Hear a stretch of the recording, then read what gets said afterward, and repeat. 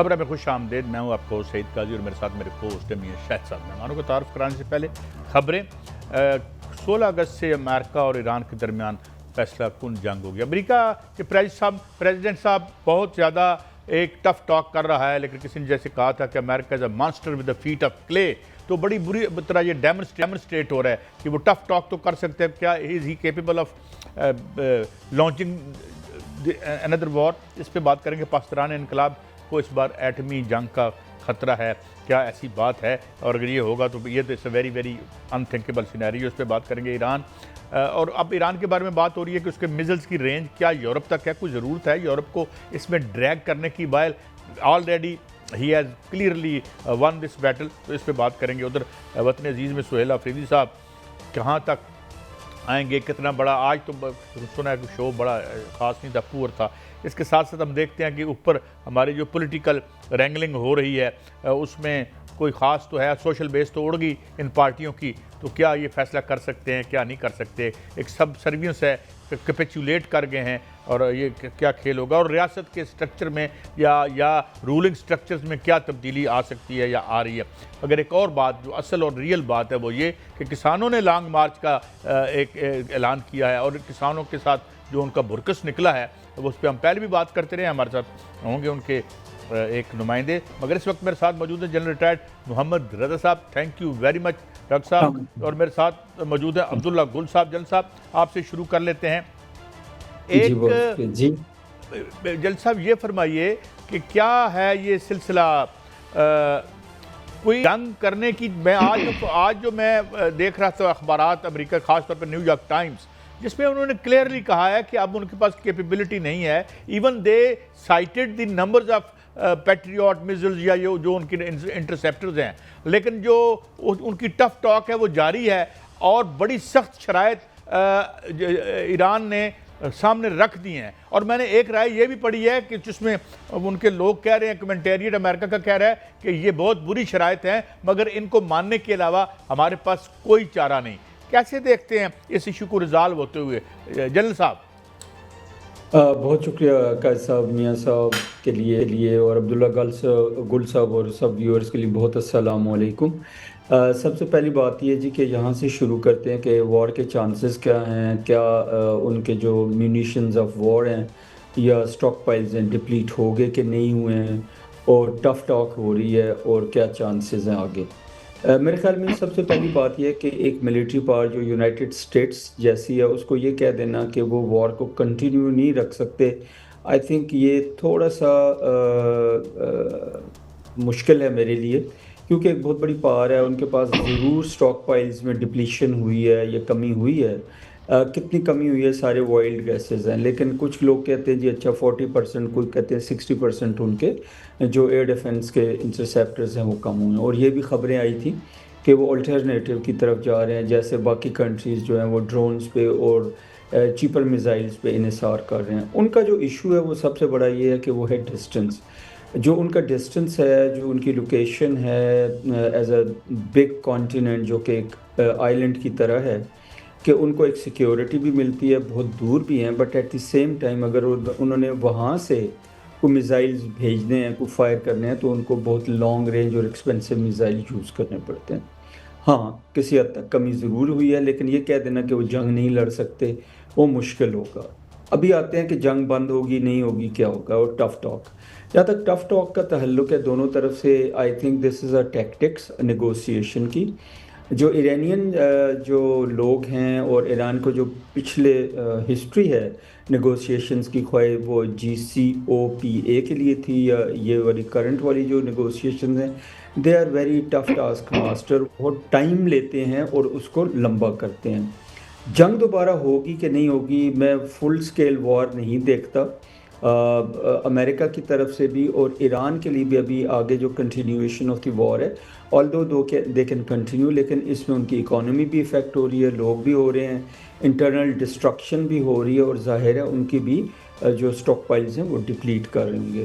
تو یہ ایک ٹیکٹکس ہے, ریٹورک ہے, دونوں طرف سے جاری رہے گی. however میرے خیال میں کہ جنگ بندی کی توسیع ہو جائے گی, اور with the passage of time چیزیں جو ہیں سیٹل ہوں گی. ایران کی جو ٹف شرائط ہیں وہ بھی نیگوشیٹ ہو جائیں گی، اور ایران جو ہے وہ ایک چیز پہ شاید بالکل نہیں مانے گا جو اس کے پاس ٹرمپ کارڈ ہے، وہ ہے اسٹریٹ آف ہارموز کا کنٹرول۔ اوکے، اچھا جی گل صاحب آپ کیا سمجھتے ہیں؟ دیکھیں عبداللہ گل صاحب، میں آپ کی طرف آؤں گا۔ ابھی جنرل صاحب کہہ رہے تھے کہ جنگ بندی جو ہے وہ اس کی توسیع ہو جائے گی، اور امید یہی کرنی چاہیے کہ ہونی چاہیے، لیکن 17 اگست کو اس کا جو ہے وہ وقت پورا ہو رہا ہے۔ کیا واقعتاً دونوں ملک جو ہیں وہ حملوں سے جو ہے وہ گریز کریں گے؟ نمبر ایک۔ نمبر دو، سر دیکھنے میں یہ آ رہا ہے کہ امریکہ اور ایران کی جنگ جو ہے اس کو تو 4 ماہ 5 ماہ اتنے ہی ہوئے ہیں، لیکن اس سے پہلے اگر ہم دیکھیں تو ابراہم لنکن جو ہے وہ پہلے ہی آ چکا تھا، اور وہاں بحریہ ان کی جو ہے امریکہ کی، اس میں یہ خبر آئی ہے اس کے حوالے سے کہ وہاں خودکشیاں ہونی شروع ہو گئی ہیں۔ تو اتنی تھوڑے دنوں کے لیے اگر ان کو باہر نکل کر وہاں سمندروں میں رہنا پڑا اور خودکشیاں شروع ہو گئی ہیں، تو کیا امریکی فوجیوں کی تربیت نہیں ہے لمبی جنگوں کے لیے؟ کیونکہ افغانستان میں تو وہ 20 سال لڑے اور 20 سال جنگ رہی، وہاں پر تو اس طرح کے ہو سکتا ہے صورتحال اس وقت بھی ہو، لیکن خبریں نہیں آ رہی تھیں۔ اب انہوں نے خودکشیاں شروع کر دی ہیں۔ کیا آپ سمجھتے ہیں کہ یہ ایران کا ڈر ہے یا ان کی تربیت ہی نہیں ہے؟ بسم اللہ الرحمن الرحیم، بہت بہت شکریہ میاں صاحب، قائد صاحب اور جنرل محمد رضا صاحب، السلام علیکم۔ دیکھیں، جہاں تک تعلق ہے کہ ایران کا کیا ایکسپیرینس، میرے خیال میں بالکل اس لیے مختلف رہا کیونکہ ایران وار ایک ایسی تھی جس کے حوالے سے یہی سمجھا جا رہا تھا، امریکہ نے جب بھی حملہ کیا اپنے سے کمزور ترین کو نشانہ بنایا، لیکن پچھلے 2 دفعہ سے، ایک افغانستان میں اور ایک ایران کے اندر، ان کو کمزور سے مار پڑنا شروع ہو گئی، جس سے ان کا ایک اورا بریک ہو گیا۔ انہوں نے جو اسموک اسکرین کریٹ کی تھی کہ دنیا کے اندر وہ انٹچبل ہیں، انریچبل ہیں اور انبیٹیبل ہیں، یہ تمام چیزیں ان کی اب متھ بریک ہو چکی ہے۔ دوسری جانب ان کے اتحادی اس جنگ میں ان کے ساتھ نہیں ہیں۔ جہاں تک آپ نے کہا اسلحہ ڈپلیٹ ہو رہا ہے، تو اسلحے کے ساتھ ایک اور چیز بھی ڈپلیٹ ہو رہی ہے، اور وہ ان کے آئل ریزروز ہیں، جو بمشکل اس ٹائم پہ 3 سے 4 ہفتے کے آئل ریزروز رہ گئے، کیونکہ دنیا سے تو انہوں نے کیا، ہاؤ ایور یہ کوئی اتنا بڑا ایشو نہیں ہے۔ لیکن اصل ایشو جو ہے وہ ان کا سب سے بڑا ایشو یہ ہے کہ اس ٹائم پہ صورتحال ان کے ہاتھ سے اس لیے نکل رہی ہے کہ ان کے ٹینٹیکلز انہوں نے بہت سارے پھیلائے ہیں۔ میں ابھی آپ کے U S S Abraham Lincoln پہ آ رہا ہوں، اور وہ کہیں انہوں نے ایسٹرن کمانڈ ہے، کہیں ویسٹرن کمانڈ ہے، کہیں ان کی سینٹرل کمانڈ ہے، کہیں افریقن کمانڈ ہے، کہیں جو ہے وہ پیسیفک کمانڈ ہے۔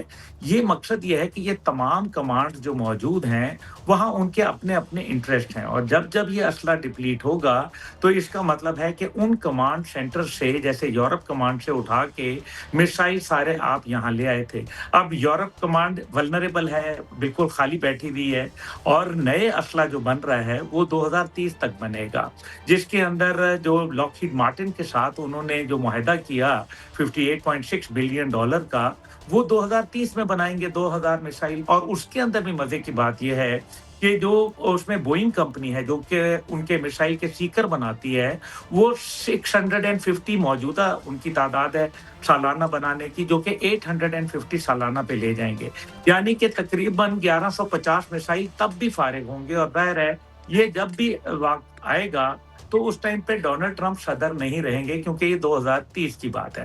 اب U S S Abraham Lincoln کی بات کریں، U S S Abraham Lincoln maximum 5 مہینے، کوئی بھی جو ان کا نیول شپ ہوتا ہے وہ 5 مہینے باہر رہ سکتا ہے۔ اس میں 5000 کے قریب آدمی ہیں، اور اس کا مطلب یہ ہے کہ ایک پوری فلیٹ ہوتی ہے ساتھ، جس کے ساتھ آپ کی فریگیٹس ہوتے ہیں، کاربیٹس ہوتے ہیں، اس کے ساتھ ڈسٹرائرز ہوتے ہیں، اس کے ساتھ سب مرینز ہوتی ہیں، وغیرہ وغیرہ۔ اب اس میں جو بات کی گئی ہے وہ بڑی انٹرسٹنگ ہے۔ وہ بات یہ ہے کہ اس میں خودکشی کیوں کر رہے ہیں؟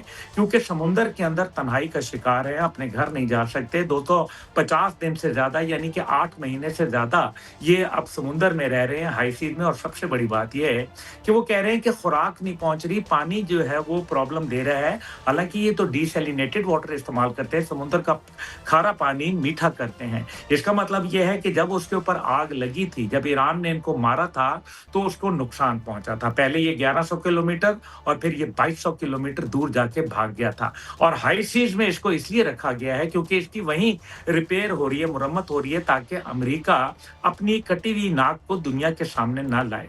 ये वजह है कि जिसकी वजह से उनको पानी का भी मसला है। वहाँ के लोगों को एक किस्म का एक जेल के अंदर रखा गया है ताकि वो खबरें बाहर ना आए कि यूएसएस अब्राहम लिंकन के साथ आखिर हो क्या गया। और यही वजह है कि यानी अब्दुल्ला गुल साहब, ये उनके हौसले का भी मसला है, क्योंकि हौसला भी वो तोड़ चुके हैं अपना। लेकिन सर 17 अगस्त बड़ी अहम है। अभी जो जनरल साहब ने भी बात की कि तोसी होती हुई नजर आ रही है। अगर तोसी नहीं होती तो ईरान कहता है कि हम पर अगर हमला होता है तो हम वो हमला जो है वो उसी दुश्मन के इलाके में ले जाएंगे। यानी उनके पास इतने बड़े हथियार हैं, इतने लॉन्ग रेंज हथियार हैं कि वो वहां पर अमेरिका को हम जाके हिट कर लेंगे, या जहां से उन पर हमला होगा, ये अगर यूरोप से होता है तो वहां जाके हिट करेंगे।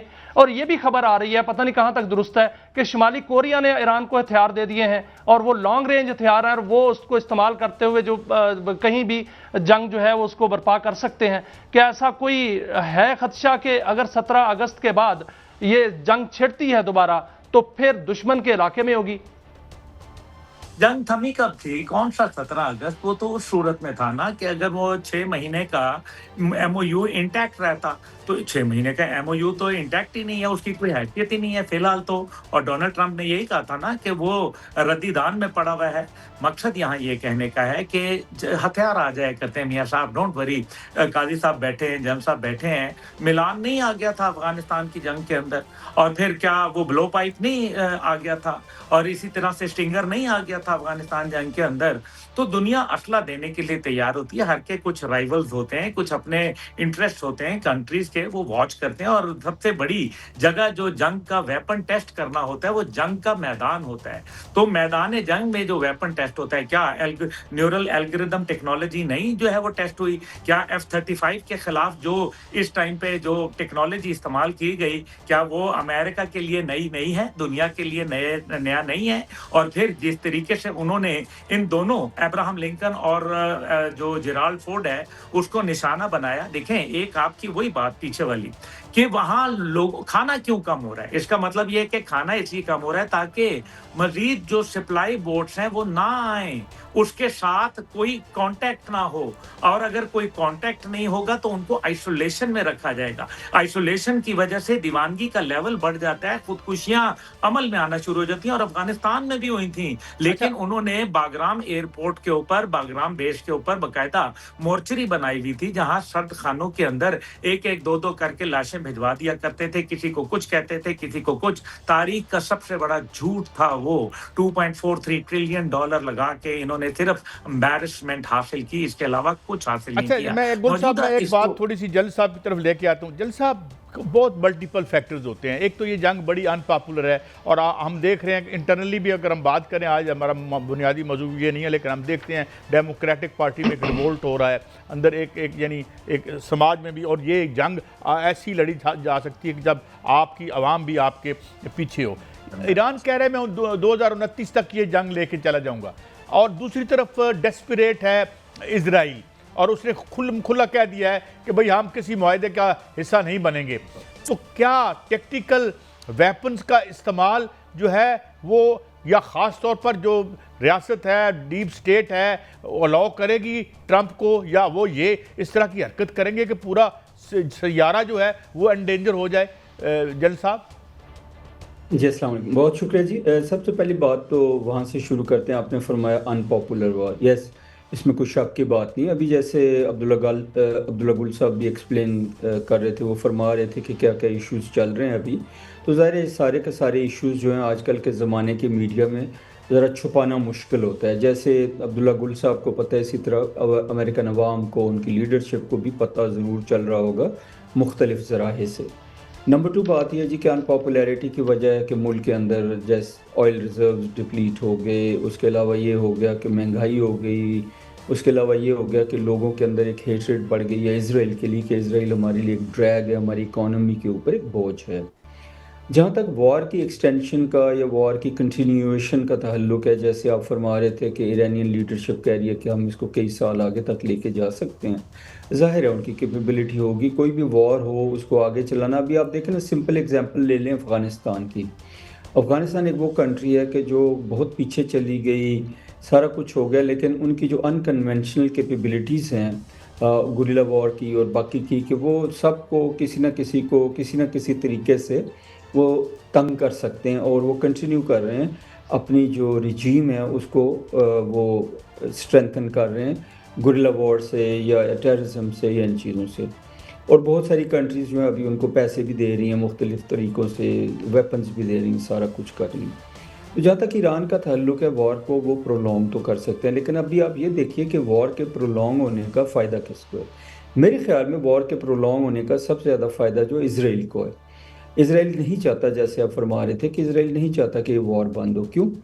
ہم لوگ پہلے بھی کئی دفعہ بات کر چکے ہیں کہ یہ ایک بہت بڑی ایکسکیوز ہے اسرائیل کے لیے to continue with its aggressive designs اور ایکسپینشنسٹ ڈیزائن، اور وہ جو لوگوں کو شہید کر رہے ہیں، فلسطینیوں کو غزہ میں جینوسائڈ کر رہے ہیں اور ایکسپینشن کر رہے ہیں فار گریٹر اسرائیل، تو وہ اس میں غاب میں کنٹینیو کر سکیں گے.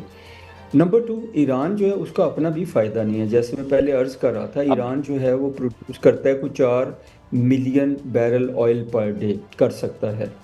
اگر یہ حالات رہتے ہیں، ناکہ بندی رہتی ہے، اسٹریٹ آف ہرمز بند ہوتی ہے، تو ان کا اپنا آئل بھی باہر نہیں جا رہا، تو ان کی اپنی اکانومی بھی جو ہے وہ افیکٹ ہو رہی ہے. جہاں تک ڈیپ اسٹیٹ اور ٹیکٹیکل ویپنز کا تعلق ہے، یہ بہت اہم کویشچن ہے آپ کا، میں نے شکر ہے نوٹ کر لیا تھا، بھولا نہیں ہوں. جہاں تک ڈیپ اسٹیٹ کا تعلق ہے جی، کہ ڈیپ اسٹیٹ اگر نہ چاہتی تو ٹرمپ صاحب جیتتے نا. ڈیپ اسٹیٹ جو ہے اس کے جو کیا عزائم ہیں، کیا ان کے آبجیکٹیوز ہیں، وین وی سے ڈیپ اسٹیٹ اس میں ساری چیزیں آ جاتی ہیں. وین وی سے اسٹیبلشمنٹ، اس میں آپ چھوٹے سے چھوٹے ملک سے لے کے گریٹسٹ کنٹری امریکہ تک دیکھیں تو ہر ایک کے اندر ایک اسٹیبلشمنٹ ہے جو کنٹرول کرتی ہے بہت ساری چیزوں کو.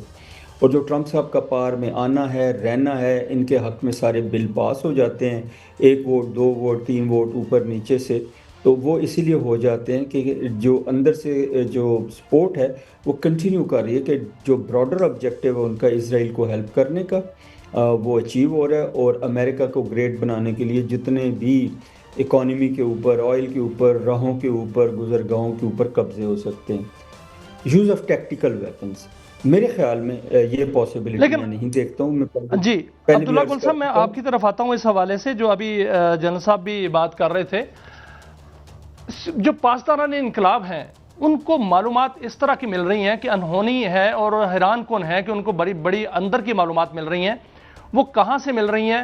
کیونکہ یہ جو سیکیورٹی ہے ٹرمپ صاحب کی وہ کمپرومائز ہوئی، اور انقرہ میں تھے تو وہاں پر یہ پتا چلا کہ وہاں پر جو نیٹو کانفرنس ہو رہی تھی، نیو یارک ٹائم کی خبر ہے، اس کے نزدیک کوئی شخص جو ہے وہ میزائل لے کے اپنے کندھے پر رکھ کر چلانے والا وہ پایا گیا. اور یہ بھی خبر ملی کہ ایران کو یہ خبر تھی کہ ٹرمپ کس ہوٹل میں ہے، کس کمرے میں ہے، ان کے پاسداران انقلاب کے پاس پوری اطلاعات تھی. اس کا مطلب ہے ان کے ٹارگٹ پہ تھے، اگر یہ خبر ٹھیک ہے تو. یہ اس طرح کی اطلاعات ایران کو ملنا حیران کن بھی ہے، حیران بھی ہوتا ہے اس سے انسان.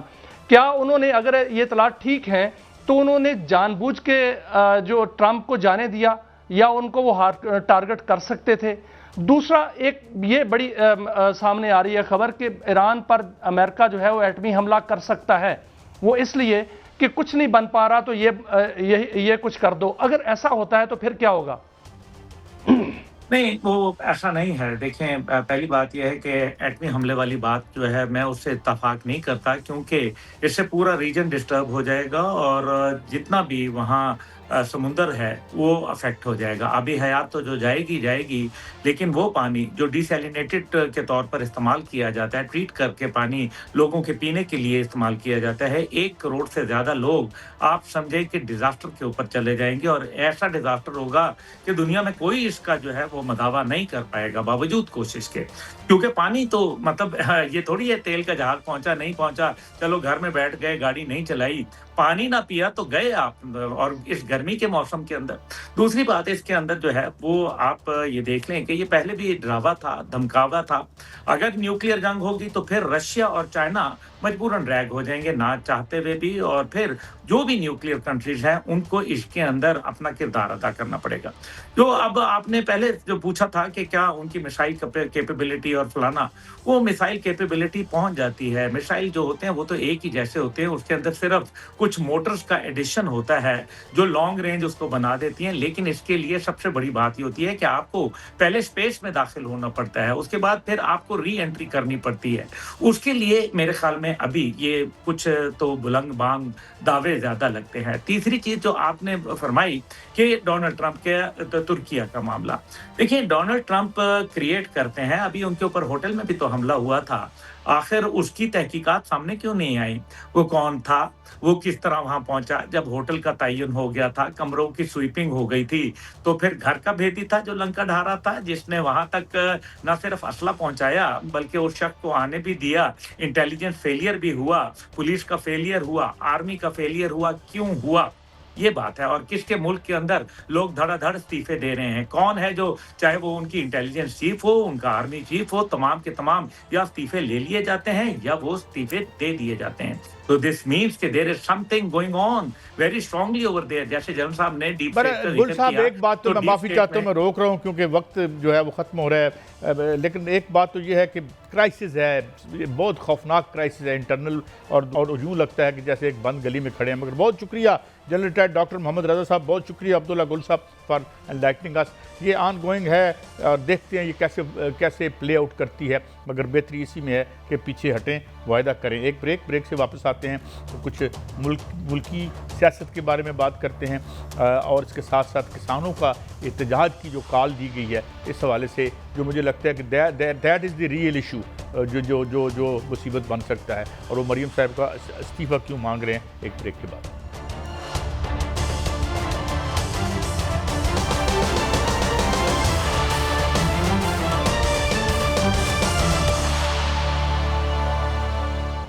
Welcome back. मियाँ साहब, ये क्या सिलसिला है? ये सुहेल अफरीदी साहब आए, टीवी पे बैठे, इंटरव्यूज़ दिए, ख्याल था कोई बर्फ़ पिघल रही है, वहाँ पर भी उन्होंने सख्त मौक़िफ़ रखा, और अब दोबारा वो कह रहे हैं जी कि हम तो एक बड़ा मार्च लेके आएंगे।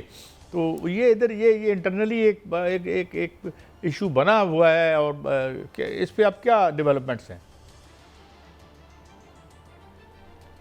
देखिए कायद साहब, कोई बर्फ़ नहीं पिघली, ना ही कोई उनका अपना जो है वो किया बनाया था, यानी कि अपना बनाया खेल था वो कि नाकाम हो गया है। आज वहदतुल मुस्लिमीन के जो सरबराह हैं अलामा राजा नासिर, उनसे मीडिया की गुफ्तगू हुई, उन्होंने भी कहा कि हमारा पीटीआई से कोई ताल्लुक़ नहीं है। और सुहेल अफरीदी साहब जो हैं वो, आपको दावा याद है कि वो कह रहे थे कि 20 लाख लोग मैं लेके सितंबर को आऊँगा। आज उन्होंने बानी पीटीआई से मुलाकात करनी थी, आज वो वहाँ पर गए, उनके पास 20 लोग नहीं थे उनके साथ, और वहाँ पर वो 4:30 बजे गए। 4 बजे मुलाकातों का वक्त ख़त्म हो जाता है, वो 4:30 बजे वहाँ पहुँचे हैं। जब वो 4-4:30 बजे खुद ही पहुँचेंगे और जब वो मुलाकात का वक्त गुजार के पहुँचेंगे, तो इसका मतलब वो खुद मुलाकात नहीं करना चाहते। असल में सुहेल अफरीदी साहब खुद मुलाकात नहीं करना चाहते, और मौजूदा जो क़यादत है वो भी बानी पीटीआई से मुलाकात नहीं करना चाहती। वो इसलिए कि अगर मुलाकात हो गई, बानी पीटीआई ने कोई ऑर्डर दे दिया, तो वो करना पड़ेगा, इसलिए वो फौरी तौर पर हुकूमत से मुज़ाकरात ही चाह रहे हैं। जो 20 लाख लोग हैं उनका एक खुद वो उनका अंदरूनी खाना जो है वो कहते हैं कि ये हमने दावा कर दिया है, अल्लाह करे हमारे जो है ना हुकूमत के साथ मुज़ाकरात हो जाएं और नौबत ना आए कि हम जो है वो उसकी तरफ आएँ, एहतजाज की तरफ, क्योंकि 20 लाख लोग लाना तो दरकिनार। तलाल चौधरी साहब कहते हैं 2 लाख लोग लेके आ जाओ। और आज जो अडयाला जेल के सामने हुआ वो देखने वाला था कि वहाँ पर 20 लोग नहीं थे, शायद खटक साहब थे और सुहेल अफरीदी साहब थे, उनका अमला था, और 7 चंद लोग थे। ये तो कोई वहाँ पर स्ट्रेंथ नहीं थी। तो इसलिए बर्फ कोई नहीं पिघली, बस ऐसे ही मामला चलने, ऐसे ही चलेगा। ये तो हम देखे ना, मेरे ख्याल में वो जो पार्टी की मेंबर ही नहीं है अलीमा खान साहबा, वो ज़्यादा बंदे मोबिलाइज कर लेती हैं, इनसे नहीं होते। मगर चलिए मैं अब दूसरे इशू की तरफ आता हूँ। जी ये फरमाइए कि मियाँ साहब, और इधर भी एक जो है हलचल है, और इन्हें डर है हमारी मुनाफलियाँ जो साढ़े दाह लगे ने, माफ़ी चाहता हूँ ये मैं पंजाबी मुहावरा गलत या सही इस्तेमाल कर रहा हूँ, कि ये हमारी मुनाफलियाँ रहें। इधर जो हमारा जो रियासती स्ट्रक्चर है या जो serious section of the state हैं, उन्हें पता है ये काम चल नहीं रहा और इस तरह चलना कोई नहीं है, लिहाजा इधर भी तो एक जंग जारी है ना। इधर भी तो मुहब्बतें जो हैं वो एक लेवल तक हैं, जरदारी साहब अलहदा नाराज़ हैं, ये किस तरफ मामला जा रहे हैं? قائد صاحب اس حوالے سے تین بڑی خبریں ہیں. ایک بڑی خبر یہ ہے کہ اس جو رواں ہفتے کی ہم نے بات کی تھی اس میں ڈیولپمنٹ ہے. شریف خاندان نے ایک میٹنگ بلا لی ہے مری میں اس ویکنڈ پہ, اور اس میں وزیر اعظم شہباز شریف بھی ہوں گے, نواز شریف اس کی صدارت کریں گے, بی بی مریم بھی ہوں گی, اسحاق ڈار صاحب بھی ہوں گے, ہو سکتا ہے کہ کوئی ایک بااعتماد جو ہے وہ ساتھی بھی ہوں ان کے. وہاں پر ایجنڈا جو ہے وہ اوپنلی ایجنڈا تو یہ ہے کہ کشمیر میں الیکشن ہوا ہے, حکومت سازی کرنی ہے, اور وہاں پر وزیر اعظم جو ممکنہ ہوں گے ان کا انتخاب کرنا ہے, اور ان کا جو ہے وہ سلیکٹ کرنا ہے کہ کون سا ہوگا. تو اور ساتھ ساتھ جو ایکشن کمیٹی ہے, جوائنٹ ایکشن کمیٹی, وہ جو بیٹھی ہوئی ہے وہاں پر کالعدم ایکشن کمیٹی, اور احتجاج ہو رہا ہے, اس کے احتجاج سے کیسے نپٹنا ہے. لیکن خبریں اور ہیں. خبریں یہ ہیں کہ جو زرداری صاحب ناراض ہیں, بلاول صاحب ناراض ہیں اور شدید ناراض ہیں, اور اس حوالے سے پیغام رسانی بھی ہو رہی ہے, پیغام رسانی ہو بھی رہی تھی, اور وہ پیغام رسانی کارگر نہیں ہو رہی. اس حوالے سے بھی بات چیت ہوگی کہ اگر صورتحال یہ ہوتی ہے کہ پیپلز پارٹی حکومت سے الگ ہو جاتی ہے, یا یہ صورتحال ہو جاتی ہے کہ صدر زرداری جو ہیں وہ اپنے آپ کو الگ کر کے پارٹی کو بھی الگ کر لیتے ہیں, تو حکومت کیسے چلے گی؟ پھر اعتماد کا ووٹ نہ لینا پڑ جائے, اور صدر زرداری جو ہیں وہ وزیر اعظم کو یہ نہ کہیں کہ اعتماد کا ووٹ لے لیں. اگر اعتماد کا ووٹ لینا پڑ گیا تو ایک ووٹ کی حکومت ہوگی, وہ کہیں بھی ووٹ جا سکتا ہے. پھر صورتحال کیا ہوگی وہ بھی ڈسکس ہوگا. اور اس میں یہ بتایا جا رہا ہے کہ جو ڈسکس ہونا ہے وہ یہ ہونا ہے کہ اگر ایسی صورتحال بنتی ہے تو پھر میاں نواز شریف پہلے بھی کہہ چکے ہیں یہ شہباز شریف کو کہ وہ حکومت سے نکلیں, پھر الیکشن کی طرف جائیں, دوبارہ الیکشن ہوں گے اور دوبارہ ہم جیت کے آئیں گے, کیونکہ ان کو اعتماد ہے کہ پنجاب کے اندر ان کی جو ہے وہ پاپولیرٹی زیادہ ہے, وہاں سے وہ زیادہ سیٹیں لے سکتے ہیں, اور قومی اسمبلی کا الیکشن جو ہے وہ باقاعدہ طور پر اکثریت سے جیت کر دوبارہ آ سکتے ہیں. اور یہ بھی ایک تجویز آ رہی ہے کہ پھر میاں نواز شریف چاہتے ہیں کہ وہ خود وزیر اعظم بنیں اور خود میدان عمل میں آئیں اور خود جو ہے فیصلے کریں اور آگے جو ہے وہ سیاست کو لے کے چلیں. لیکن صدر آصف علی زرداری جو ہیں وہ غصے میں ہیں, پیپلز پارٹی غصے میں ہے, بلاول بھٹو زرداری میاں صاحب مجھے ایک بات تو بتائیں, بہت شدید غصے میں ہیں, اور ان میں یہ چلے غصہ کر لیں, غصہ ہی رہ گیا ان کے پاس, اور کیا رہ گیا؟ سوشل بیس آپ کے پاس ہے نہیں, خواہشیں آپ کی بہت بڑی ہیں, فیصلے کون کرے گا؟ یہ فیصلے کر سکتے ہیں میاں صاحب؟ بات یہ ہے کہ جو پچھلے کچھ عرصے میں ہوا, جس طریقے سے یہ ایک پاور سٹرکچر, ایک جسے بار بار ہائیبریڈ خواجہ آصف صاحب تو بہت ہی اس کی ماشاءاللہ قوالی کرتے رہتے ہیں اور ہم بھی کرتے رہتے ہیں. وہ اس میں کیا فیصلہ تسی کی کرنا ہے؟ دیر آل at the receiving end.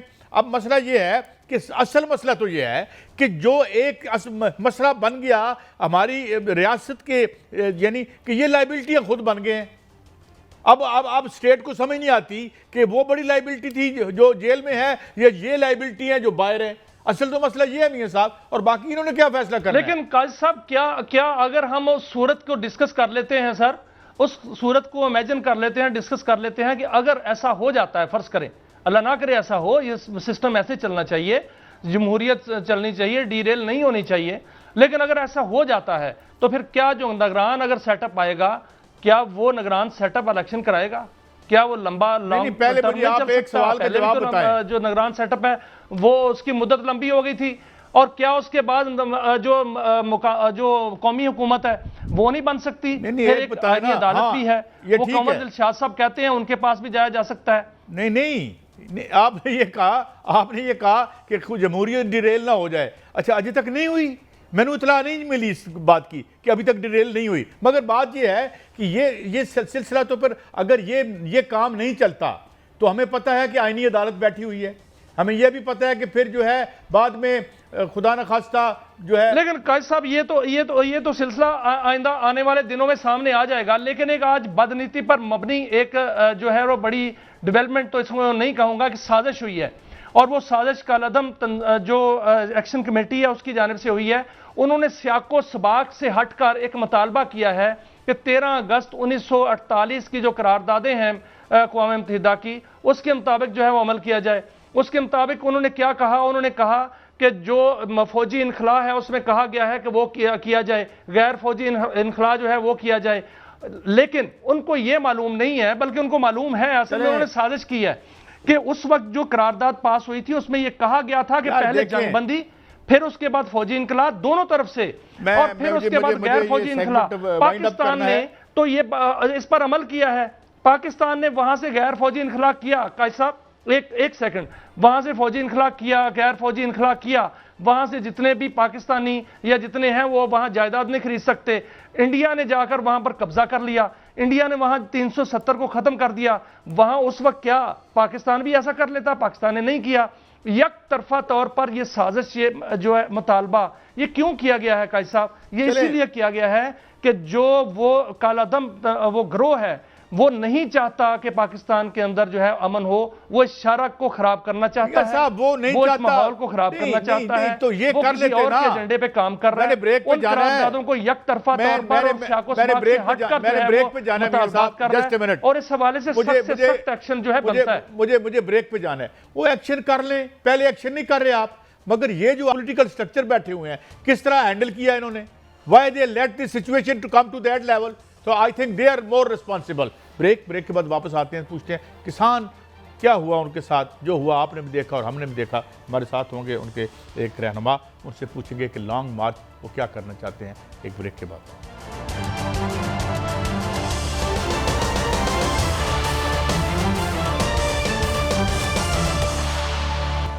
Welcome back ناظرین، ہمیں جوائن کیا ہے چیئرمین آل پاکستان کسان فاؤنڈیشن جناب سید محمود بخاری صاحب۔ بخاری صاحب، ایک بات سمجھ نہیں آتی، جب کسان فصل اگا لیتا ہے تو فصل ظاہر ہو جاتی ہے اور مناسب قیمت غائب ہو جاتی ہے، اور پھر جب وہ مناسب قیمت غائب ہوتی ہے اور اس کے بعد کسان لٹ جاتا ہے تو پھر پتہ چلتا ہے نہیں اسی امپورٹ کرنی ہے، بھلے وہ ہم گندی کیوں نہ کر لیں امپورٹ جو پچھلی دفعہ کی تھی، اور اب آپ نکل رہے ہیں باہر۔ ایشوز آپ کے کیا ہیں، آپ کیا چاہ رہے ہیں، کسان کی حالت کیا ہے اور یہ لانگ مارچ کیا ہے؟ جی بسم اللہ الرحمن الرحیم، اللہم صلی علی محمد و علی محمد۔ بہت شکریہ قائد صاحب آپ کا اور آپ کے جینن چینل کا۔ قائد صاحب، کسی نے کہا نا کہ عقل دے انے لالا اتے مٹی پائی جاندے نے، کچ دے مڑکے شہراں اندر ان مچائی جاندے نے، کی بننا ہے اس دھرتی دے سون سواپن دا جس دے مالی کلیاں پٹ کے اک اگائی جاندے نے۔ گزارش یہ ہے کہ یہ جو ہماری حکومت جب سے آئی ہے اس نے زراعت کو تباہ کرنے میں کوئی کسر نہیں چھوڑی، کسان کو تباہ کرنے میں، برباد کرنے میں کوئی کسر نہیں چھوڑی، اور یہ انہی کی پالیسیوں کا شاخسانہ ہے جو آپ نے اپنے انٹرو میں بھی ذکر کیا قائد صاحب، کہ ابھی 3 سے 4 ماہ مکمل نہیں ہوئے ہارویسٹنگ گندم کی کو، اور جب ہارویسٹ ہو رہی تھی تو یہ بڑی بڑی پریس کانفرنسز کر رہے تھے ہمارے وزیر زراعت بھی اور دیگر وزراء بھی آ کے پنجاب کے، کہ جناب ہم نے بڑا مارکا سر کر لیا، اور ہماری ان باتوں کو انہوں نے سنجیدہ نہیں لیا جب ہم نے کہا تھا کہ آپ نے قیمت گندم کی کسان کو نہیں دی، گندم کسان نہیں اگائے گا، مگر انہوں نے پورے فگر دیے اور انہوں نے کہا کہ 1 کروڑ اور 68 لاکھ ایکڑ کے اوپر، 64 لاکھ ایکڑ کے اوپر گندم جو ہے وہ لگ گئی۔ اور اس کے بعد پھر کیا کھیل کھیلا قائد صاحب، آپ کو یاد ہوگا کہ انہوں نے نگران حکومت جو اسی حکومت کا تسلسل تھی کہ اس وقت انہوں نے گندم موجود تھی اور 35 لاکھ ٹن منگا لی۔ اس کے بعد اگلی دفعہ پنجاب گورنمنٹ نے کہا جی کہ ہم نے گندم نہیں خرید کرنی۔ بھائی آپ نے کیوں نہیں خرید کرنی؟ ایک 76 سال سے ایک نظام چلا آ رہا ہے، پاسکو خرید کرتا ہے، آپ کا فوڈ ڈپارٹمنٹ خرید کرتا ہے، آپ نے جنبش قلم کے سے ہی اس نظام کو تاہوبالا کر دیا، پھر اس کا رزلٹ تو نکلنا تھا۔ پھر انہوں نے کہا جی کہ EWR کی پالیسی آتی ہے، یعنی یہ اتنے عقل کے اندھے ہیں، اور جو پالیسی بنانے والے ہیں۔ چاہتا ہوں، میں آپ کو روک رہا ہوں، میں ایک سوال کرنا چاہتا ہوں۔ اب آپ نے آپ ایک ایکشن کی طرف آ رہے ہیں، آپ استعفیٰ مانگ رہے ہیں CM پنجاب صاحبہ سے، ایک یہ بھی بتائیے گا، اور وہ کمپنیاں جو بنی تھیں وہ کدھر گئیں، اور کیا آپ کا لائے عمل اب کیا ہوگا؟ یہ کیسا گزارش یہ ہے کہ میں یہ کہتا ہوں کہ جب وزیر اعلیٰ پنجاب جو ہے وہ بری طرح ناکام ہوئی ہیں، وہ کسان کا تحفظ کرنے میں ناکام ہوئی ہیں، کسان کو ان کی فصلوں کا ریٹ دینے میں ناکام ہوئی ہے، کسان کو وہ جو سستی کھاد اور سستا بیج اور سستی پیسٹیسائیڈ جو ہے وہ اس کے لیے ناکام ہوئی ہے۔ میں یہ کہتا ہوں کہ ایک آپ دیکھیں کہ جو انڈیا کا پنجاب ہے اس کے وزیر اعلیٰ کو آپ ذرا سنیے کہ وہ کسانوں کو کس طرح مخاطب کرتا ہے، کسانوں کے بیچ میں بیٹھتا ہے، کسانوں کے ساتھ بات کرتا ہے اور ان کے لیے ان کو فصلوں کا ریٹ دیتا ہے. اور ایک طرف ہماری اپنا جو ہے وہ وزیر اعلیٰ بخاری صاحب اس میں کوئی شک نہیں، جو انڈین پنجاب ہے، دو وزیر اعلیٰ ہیں، ایک انڈین پنجاب ہے، ایک پاکستانی پنجاب ہے. انڈین پنجاب کا جو آپ کہہ رہے ہیں وزیر اعلیٰ جو ہے وہ بالکل کسانوں کے جو ہے تحفظ کرتا ہے، ان کے ساتھ بیٹھتا ہے، ان کی بات کرتا ہے، بجلی ان کو جو ہے مفت دیتا ہے، ان کو کھاد جو ہے وہ سستی دیتا ہے، بیج سستے دیتا ہے. ٹھیک ہے، سب ٹھیک ہے. لیکن پاکستانی جو پنجاب ہیں اس میں وزیر اعلیٰ مریم بی بی جو ہیں انہوں نے بھی تو زراعت کے لیے بہت سے پروگرام شروع کر رکھے ہیں، اور اتنے وہ کہہ رہی ہیں کہ زراعت کو ہم نے ٹرانسفارم کرنا ہے، کسان کو جو ہے اس کا ساتھ دینا ہے، ان کا جو ہے وہ منڈی سے اور کسان کے درمیان فرق ختم کرنا ہے. یہ سب کچھ یہ بھی کر رہی ہیں، پھر ان کے استعفے کا مطالبہ بھی کیا جا رہا ہے کسان اتحاد کی جانب سے. کیوں؟ میاں صاحب میری گزارش سن لیں، مجھے بتائیں کہ ایک مریض ہے، ڈاکٹر اس کے لیے دوائی جو ہے وہ تجویز کرتا ہے، اس دوائی دیتا ہے اور اس کا مرض مریض کا بڑھ جاتا ہے. مجھے بتائیں کہ وہ ڈاکٹر کیا کرے گا؟ وہ اس دوائی کو تبدیل کرے گا وہ، لیکن یہاں پہ وہ تبدیل نہیں کیا جاتا بلکہ سنا ہی نہیں جاتا. کسان کو نہ پاکستانی سمجھا جاتا ہے، نہ یہاں کا جو ہے وہ یہ کہ اس جو کسان ہے وہ ریڑھ کی ہڈی کی حیثیت رکھتا ہے. یہ ہم سنتے آتے ہیں بچپن سے ہی. تو انہوں نے کوئی ان کی پالیسی جو ہے وہ کامیاب نہیں ہوئی. آپ نے دیکھ لیا، اب ٹریکٹر کی ضرورت نہیں ہے. میں کہتا ہوں دیکھیں، وہاں کے پنجاب کے وزیر اعلیٰ نے 12 ارب کا وہاں پہ اس نے ایک پاور پلانٹ لیا اور بجلی سستی دی، اور ہمارے وزیر اعلیٰ صاحبہ نے جہاز اپنے لیے خرید کر لیا. مجھے بتائیں یہ تقابل ہم اس لیے کر رہے ہیں کہ وہاں پہ انڈیا کا جو کسان ہے اس کو آپ یہ دیکھیں کہ ڈی اے پی 4,000 روپے میں پاکستانی روپیز میں، اور مجھے 17,000 روپے کی مل رہی ہے. وہاں پہ جو اپنا یوریا کھاد ہے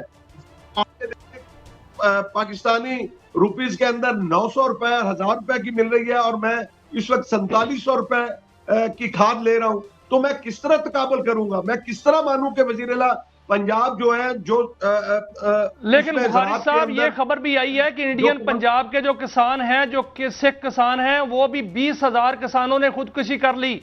یہ بھی وہاں پر خبر آ رہی ہے. لیکن یہاں پر 25 ستمبر کو کیا کرنے جا رہے ہیں؟ کیا ہوگا؟ کیا پورا ملک بند کرنے جا رہے ہیں؟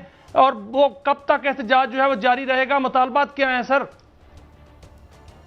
دیکھیں، جب تک مطالبات تسلیم نہیں کیے جائیں گے، ہم یہ کہتے ہیں کہ ہمیں فلیٹ ریٹ بجلی کے اندر دیا جائے.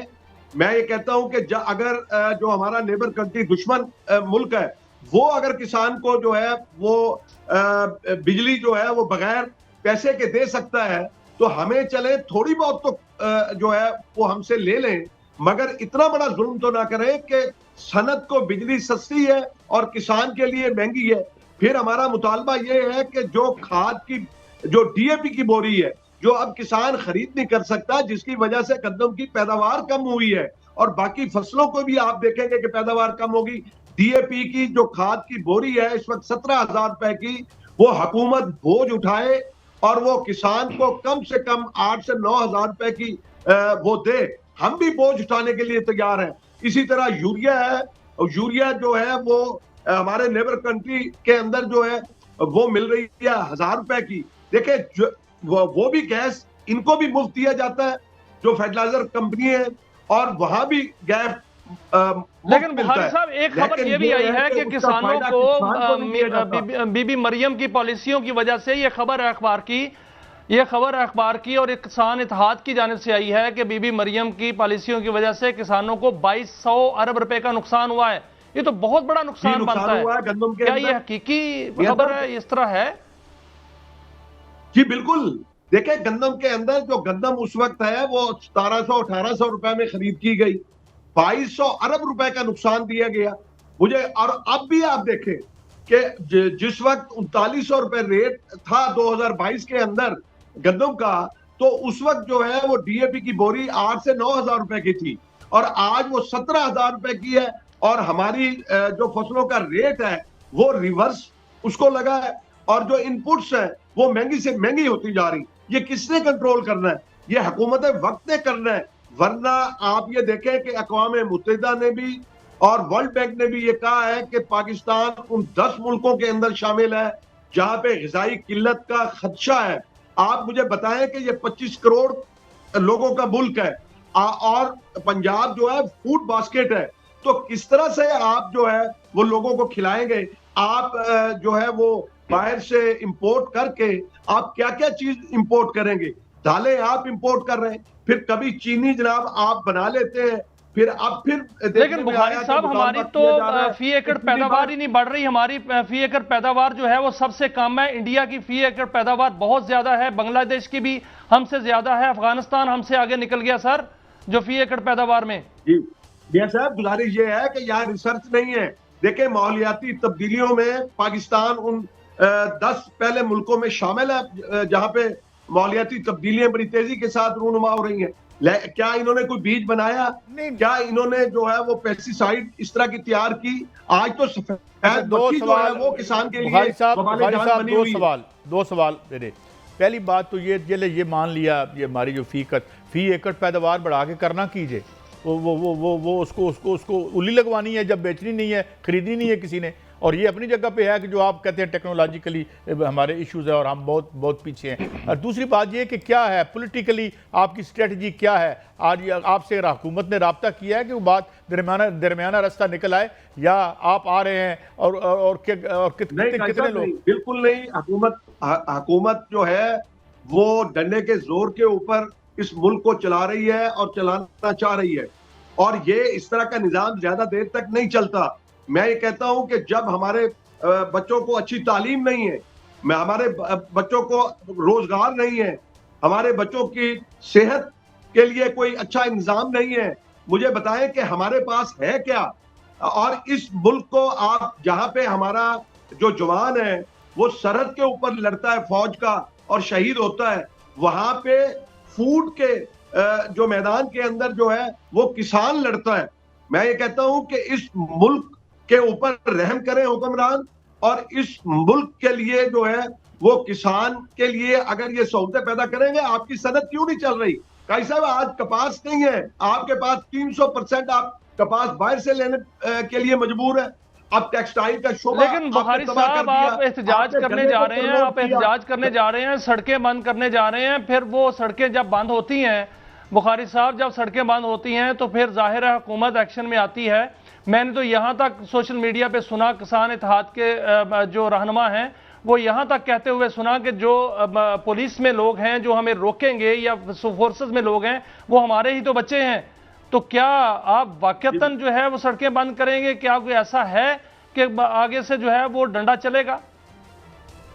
جی میاں صاحب گزارش یہ ہے کہ جب ہمارے مطالبات نہیں سنے جائیں گے, ہم 3 سالوں سے جو ہے وہ پس رہے ہیں اور ہم چیخ چلا رہے ہیں, کوئی نہ فیڈرل گورنمنٹ سننے کے لیے تیار ہے, نہ صوبائی حکومتیں سننے کے لیے تیار ہیں. چاہے آپ سندھ کو لے لیں, چاہے آپ پنجاب کو لے لیں, آپ جہاں جو فوڈ باسکٹس ہیں, جو جہاں پہ اناج غلہ اگایا جاتا ہے, بخاری صاحب تو پھر ہمارے پاس راستہ کیا رہ جاتا ہے؟ راستہ صرف احتجاج کا رہ جاتا ہے. ریگولرلی آخر تنگ آمد و جنگ آمد, پھر ہم نکلیں گے بھی صحیح, گولی بھی کھائیں گے, ڈنڈے بھی کھائیں گے, جیلیں بھی بھریں گے. ہماری دعا ہے کہ اس سے پہلے ہی معاملات جو ہیں وہ سالو ہو جائیں. مگر ناظرین بہت شکریہ بخاری صاحب, آپ نے ہمیں وقت دیا. مگر ناظرین جاتے جاتے ریسیٹ کی جو باتیں ہو رہی ہیں وہ پتہ نہیں کون سا سسٹم ہے. ٹھیک ہے, ایک بات تو طے ہے, تو یہ تو بیٹھ گیا ہے, تو اس کو ٹھیک کرنے کی شدید ضرورت ہے. اسی کے ساتھ ہفتے کا آخری پروگرام کنکلوڈ کرتے ہیں, اگلے ہفتے پھر ملیں گے. اللہ حافظ.